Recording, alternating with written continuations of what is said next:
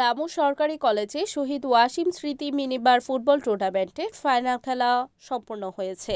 ২৭ মে মঙ্গলবার সকাল ১১টার সময় রামু সরকারি কলেজ ক্যাম্পাস মাঠে এ খেলা অনুষ্ঠিত হয়। খেলায় অংশগ্রহণ করেন বিএমটি ২৪, বিএমটি ২৫ দুইটি দল।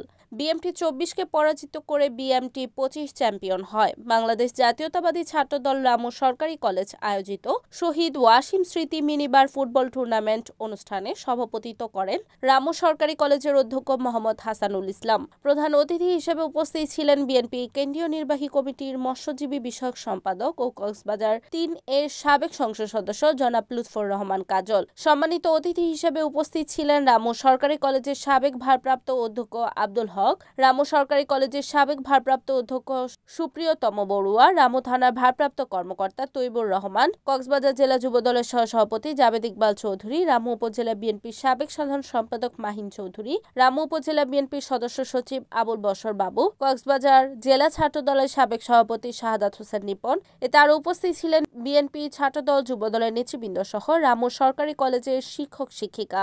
অনুষ্ঠান পরিচালনা করেন আয়োজক কমিটির নেতৃবৃন্দ। পরে অতিথিরা চ্যাম্পিয়ন ও রানার্স আপ দলকে ট্রফি এবং পুরস্কার তুলে দেন। প্রধান অতিথি বিএনপির কেন্দ্রীয় নির্বাহী কমিটির মৎস্যজীবী বিষয়ক সম্পাদক ও কক্সবাজার ৩-এর সাবেক সংসদ সদস্য জনাব লুৎফর রহমান কাজল বলেন, তোমাদের প্রতি যারা এবং পাশের কৃতজ্ঞতা এই কারণে একজন সাহসী বীরের নামে তোমরা এই খেলার আয়োজন করেছো, যার নাম ওয়াসিম।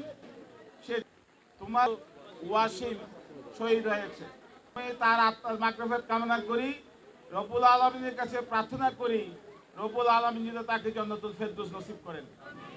এবং আপনাদের কাছে, তোমাদের কাছে এই অনুরোধ থাকবে, তার জন্য তোমরা প্রতি বছর আয়োজন করবা এবং সহযোগিতা থাকবে।